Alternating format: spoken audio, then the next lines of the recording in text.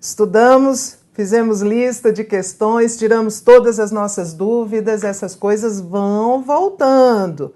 É o nosso primeiro contato com essa nomenclatura, e elas vão naturalmente, as aulas vão se avolumando, não é? Nós vamos ter mais volumes de matéria para trabalhar e essas matérias sempre voltam, né? A gente não deixa nada para trás. O que a gente aprende, a gente continua a usar nas aulas subsequentes. Então, nós continuamos a falar, claro, do reconhecimento do sujeito, da representação do sujeito.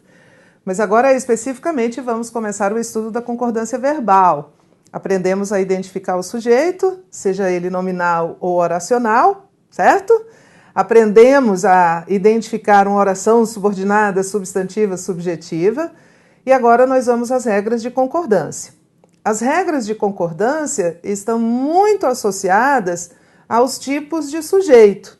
Então, há sujeito simples, sujeito composto, sujeito indeterminado. Na verdade, o que é mais importante dessa nomenclatura de tipos de sujeito é a gente achar a regrinha certa de concordância. Vem comigo que eu vou te mostrar um quadrinho. Nós vamos estudar as regras de concordância primeiro do sujeito simples. Tereza, o que é um sujeito simples? Fácil. Um sujeito simples é aquele que apresenta apenas um núcleo.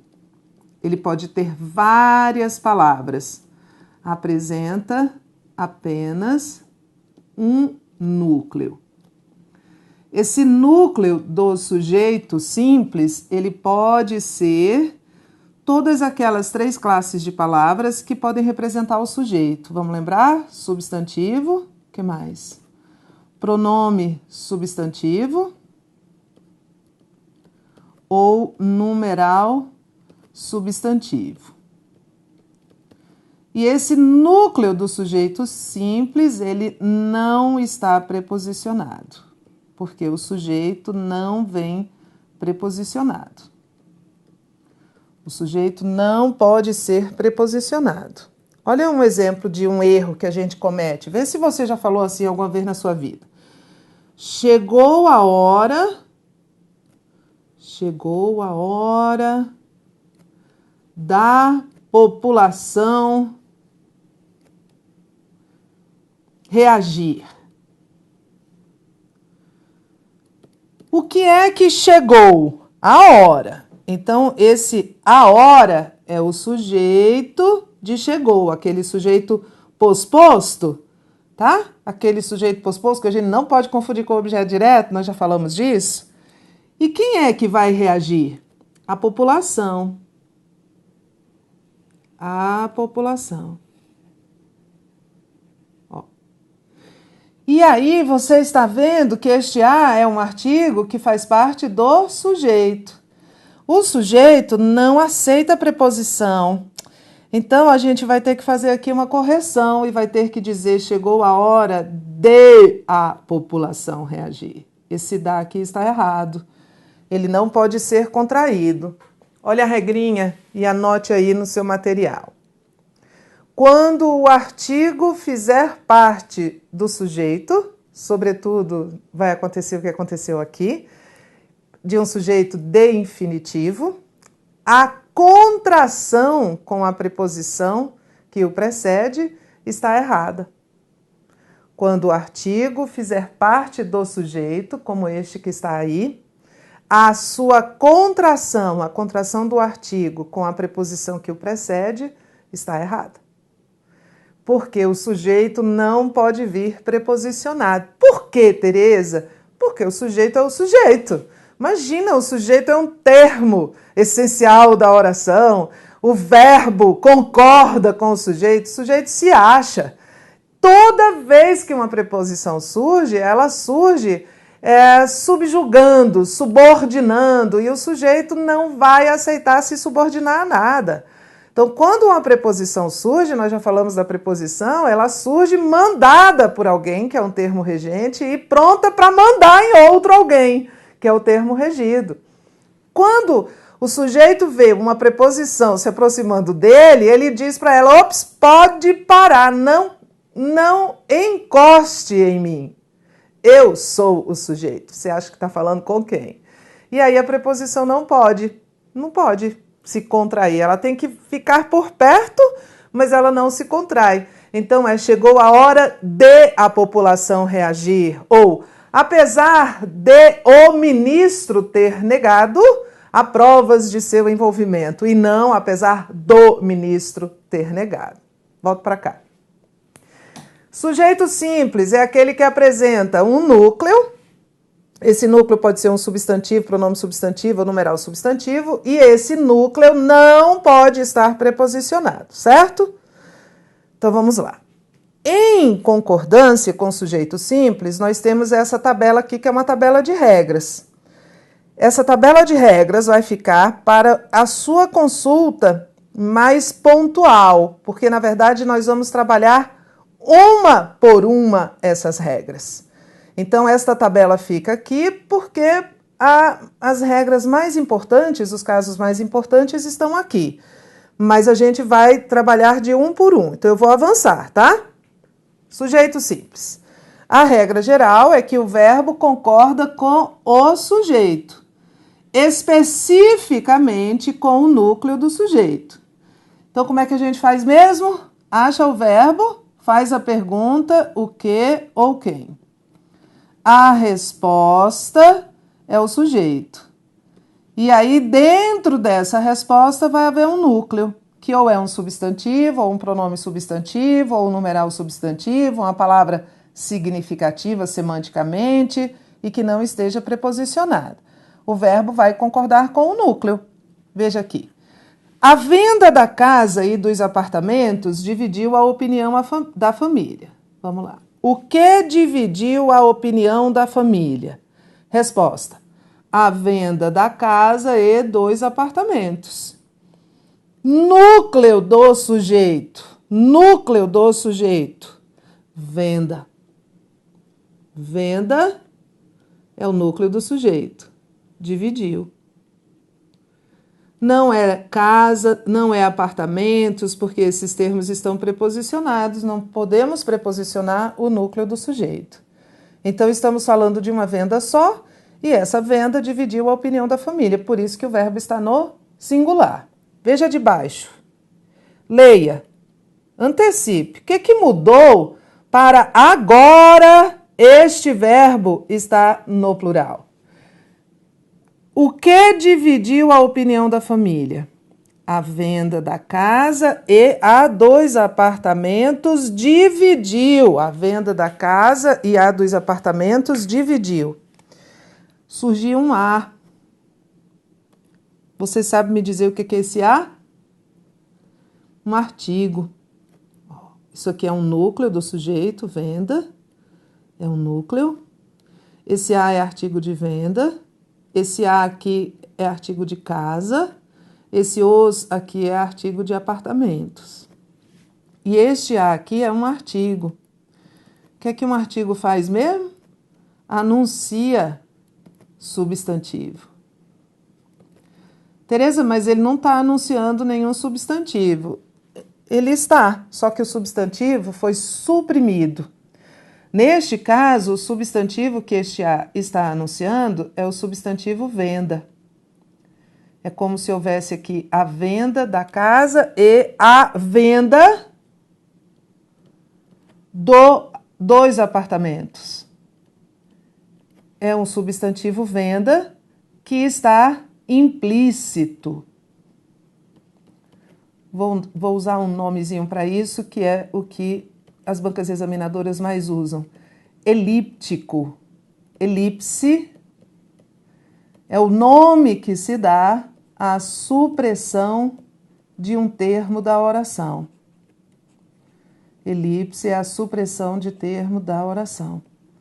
Esse termo que foi suprimido é chamado de termo elíptico. Então, existe um substantivo aqui, que é o substantivo venda, que está bem aqui, implícito, depois desse A. É o artigo que anuncia venda. E este substantivo implícito é o segundo núcleo deste sujeito. Então, aqui não é mais o sujeito simples, porque um sujeito simples só tem um núcleo. e esse aqui tem 2. Então aqui eu estou falando de 2 vendas. A venda da casa e a venda dos apartamentos. Olha como é importante que você entenda. Esse sujeito aqui é um sujeito composto. Este sujeito de cima é um sujeito simples. Por isso, este verbo está no singular, concordando só com venda, e este verbo está no plural, porque é a regra do sujeito composto. Só para você entender que aquele não é simples, e olha a importância de você identificar um artigo e de saber que o artigo anuncia, precede substantivo. Terceiro exemplo. Ocorreram durante a reunião bastantes divergências entre os diretores. O que ocorreu durante a reunião? Para achar o sujeito, eu faço essa pergunta. Bastantes divergências entre os diretores. Certo? Bastantes divergências entre os diretores. Aqui nós temos o núcleo do sujeito, que é divergências. Este núcleo do sujeito é que está determinando esta concordância.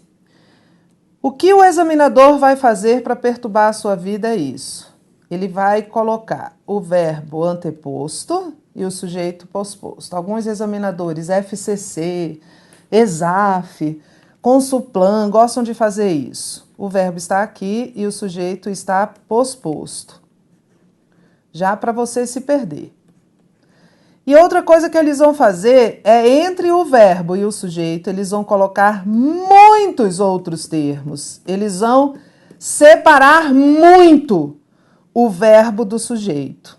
Não só o sujeito vai estar posposto, é uma armadilha, como vai haver muito elemento entre o verbo e o sujeito. E esse sujeito aqui vai ser enorme. Você tem que achar o núcleo. É o núcleo o que interessa. Vamos trabalhar? Vamos fazer as questões de concordância com sujeito simples. Regra geral, o verbo concorda com o sujeito, especificamente com o núcleo do sujeito. Produtos orgânicos têm inúmeras vantagens. O emprego do acento circunflexo na forma verbal tem, justifica-se pelo fato de essa forma verbal concordar com a expressão no plural inúmeras vantagens. Certinho. O que tem inúmeras vantagens? Produtos orgânicos. Isso aqui é o sujeito. Certinho. Errado, né? Produtos orgânicos é o sujeito.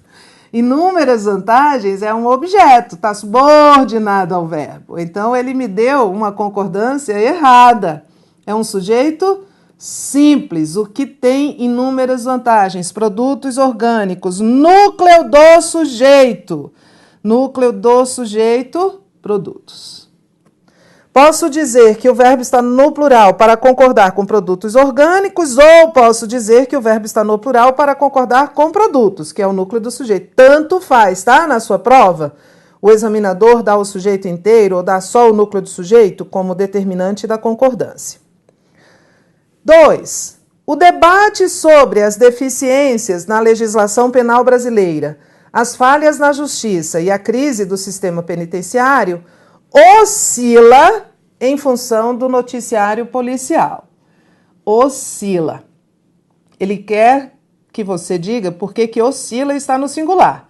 A forma verbal oscila está no singular para concordar com crise do sistema penitenciário. Pare, pergunte ao verbo. O que oscila em função do noticiário policial? O debate sobre as deficiências na legislação penal brasileira, as falhas na justiça e a crise do sistema penitenciário oscila. Por que o verbo está no singular, Tereza? Esse sujeito é enorme. Mas é um sujeito só simples. Só há um núcleo aqui, que é debate.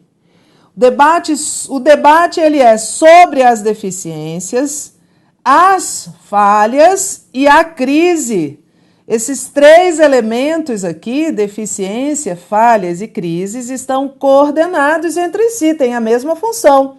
E o debate é sobre esses 3 elementos, mas o núcleo é só debate. Então, a gente tem de achar o sujeito e dentro do sujeito, o núcleo do sujeito. Vai pelo sentido, vai pela sintaxe. O item está errado. A forma verbal oscila está no singular para concordar com debate. Ele poderia ter dito para concordar com o debate sobre e ter dado o sujeito inteiro. Porque qual é a regra geral? O verbo concorda com o sujeito ou com o núcleo do sujeito, no caso de ser sujeito simples. Questão 3. Teoricamente, qualquer organismo pequeno o suficiente para passar através do sistema de água de lastro pode ser transferido entre diferentes áreas portuárias. A forma verbal pode está no singular porque concorda com o sistema de água de lastro. Vamos lá? Acha o verbo. Pode. Na verdade, é uma locução verbal. Pode ser transferido. O que é que pode ser transferido? Resposta: qualquer organismo pequeno o suficiente. Você achou o sujeito. Qual é o núcleo deste sujeito? Organismo. Organismo pode. Então, está no singular para concordar com qualquer organismo pequeno o suficiente. Ou apenas organismo, porque eu posso dizer que o verbo está concordando com o sujeito ou especificamente com o núcleo do sujeito. O item está errado. 4. Jeitinho, outro nome da improvisação, da falta de compromisso e do consequente desperdício, precisa fazer parte de um passado que cultivou a ineficiência para sustentar interesses pessoais que condenaram gerações à ignorância e ao atraso. A forma verbal precisa está no singular porque concorda com desperdício. Faça a pergunta. O que precisa fazer parte de um passado? Resposta. Enorme a resposta. Jeitinho, outro nome da improvisação, da falta de compromisso e do consequente desperdício. Tudo isso aqui que eu destaquei é o sujeito. Qual é o núcleo do sujeito? Em uma só palavra, o que é que precisa fazer parte de um passado? Jeitinho precisa. Tudo isso que está aqui entre travessões explica o que é o jeitinho, não é? O jeitinho é um outro nome da improvisação, da falta de compromisso. Tudo isso aqui... Olha, a gente já começa a ver. Depois nós vamos estudar cada um desses elementos. É um aposto explicativo. Um aposto sempre faz parte do termo ao qual ele se vincula. Então, ele não está vinculado ao núcleo do sujeito, então ele faz parte do sujeito. Mas o núcleo do sujeito é jeitinho, até pelo sentido, né? O que precisa fazer parte do passado é o jeitinho, não é o desperdício. O jeitinho que é a improvisação, a falta de compromisso e o desperdício. Mas é o jeitinho que precisa. Então, o item está errado. 5. Os ciclos rotineiros de ausência de chuva impõem o desafio de se diversificar, o chamado mix de geração de energia. A forma verbal impõe. Já achei. Primeira coisa que eu faço, pergunto ao verbo. O que impõe o desafio de se diversificar, o chamado mix de geração de energia? Resposta a essa pergunta. Os ciclos rotineiros de ausência de chuva. O que é que você encontrou? O sujeito. Ache o núcleo do sujeito. Ciclos. Esse os é artigo, não pode ser núcleo de sujeito. O artigo é sempre uma adjunta de nominal. Fique com a sua tabela de correlação morfossintática em mão. Rotineiros é adjetivo, também não é sujeito, núcleo do sujeito. de ausência, isso aqui não pode ser núcleo de sujeito, porque está preposicionado, de ausência, de chuva também. Então, o núcleo único é ciclos. Ciclos impõem. E ele está dizendo, a forma verbal impõe poderia ser flexionada no singular, passando dessa forma a concordar com o segmento ausência de chuva. Não, não, não. Só no plural, só concordando com ciclos. Ciclos impõem. Já parei que esse item já está errado daí. Muitos casos particulares de concordância com sujeito simples, mas eles têm uma lógica muito parecida. Vamos ver o primeiro? Primeiro caso. Considere esta frase aqui. Considere esta frase aqui. Isso aqui é uma frase. Boa parte dos alunos entendeu ou entenderam uma matéria. Faça a pergunta ao verbo para achar o sujeito. Quem entendeu a matéria? Boa parte dos alunos. Então, isso aqui é o sujeito. Este sujeito é uma expressão partitiva. Uma expressão partitiva é uma expressão que indica a parte de um todo. Por exemplo, Tereza, vamos lá. A maioria de é uma expressão partitiva. A minoria de é uma expressão partitiva. Grande parte ou pequena parte de é uma expressão partitiva. Seguida de um termo determinante, mais termo determinante. Apareceu determinante aqui duas vezes. Termo determinante. Nesse caso, o termo determinante é os alunos. A expressão partitiva é boa parte de e o termo determinante é dos alunos. Regra de concordância. O verbo concorda com a expressão partitiva ou com o termo determinante. Esse determinante tem que estar aqui. Ou com o termo determinante. Qual é o núcleo dessa expressão partitiva? Parte, que é o núcleo, na verdade, do sujeito. Porque os alunos não pode ser núcleo do sujeito, que o núcleo do sujeito não pode vir preposicionado, tá?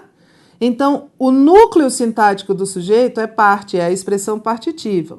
É o núcleo dessa expressão partitiva. Parte, entendeu. Mas, neste caso, excepcionalmente, por isso que é um caso particular, a gramática permite que a concordância seja feita também pelo núcleo do termo determinante. Essa primeira concordância aqui é uma concordância sintática, porque o núcleo sintático do sujeito é parte, que é um substantivo que não está preposicionado, e essa segunda concordância aqui, com o termo determinante, é uma concordância semântica. É uma concordância que é feita com sentido, porque, na verdade, a palavra alunos parece ter mais importância de sentido do que boa parte, não é? Boa parte não quer dizer nada. Então, é um caso excepcional. Regra. Se o sujeito for uma expressão partitiva acompanhada de termo determinante, o verbo concorda com a expressão partitiva ou com o termo determinante. Não é que o verbo pode ficar indiferentemente no singular ou no plural. Ele pode ficar indiferentemente no singular ou no plural aqui, porque o núcleo da expressão partitiva está no singular e o núcleo do termo determinante está no plural. Mas se fosse assim, a maioria da população votou ou votaram? Me diz. A maioria da população votou. Não posso dizer votaram, porque ou eu concordo com maioria ou eu concordo com população e ambas estão no singular. Então, preste atenção, não é que tanto faz. É assim, sujeito é uma expressão partitiva mais termo determinante, o verbo concorda com o núcleo da expressão partitiva ou com o termo determinante. Fica de olho que os dois podem estar no singular, tá? Como aqui. A maioria das residências possui fossa séptica, mas quem não tem esse recurso descarta os dejetos diretamente nos valões. A forma verbal possui poderia ser flexionada no plural sem prejuízo para a correção gramatical. Aí você tem de lembrar a regra.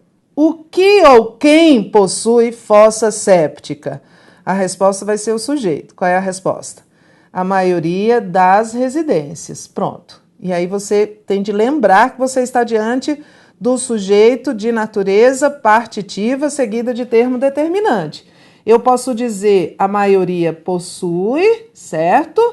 Mas eu também posso concordar com o termo determinante. A maioria das residências possuem, porque residências está no plural e aí possuem poderia estar no plural. Ok, a forma verbal possui poderia ser flexionada no plural sem prejuízo, certinho.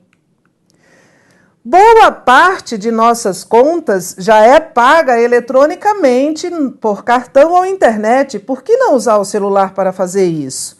A correção gramatical do texto seria prejudicada caso o trecho já é paga fosse reescrito da seguinte maneira: já são pagas. Vamos procurar o sujeito, porque se ele está colocando esse verbo aqui no plural, então esse item tem relação com o sujeito, que é concordância.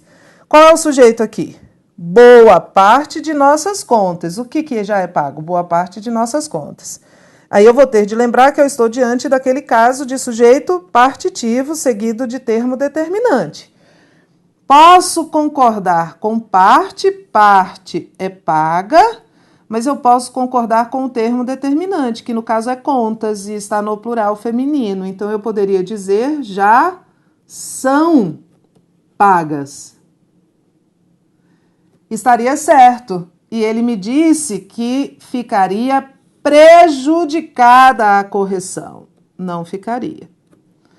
Tenho de lembrar que eu estou diante deste caso particular.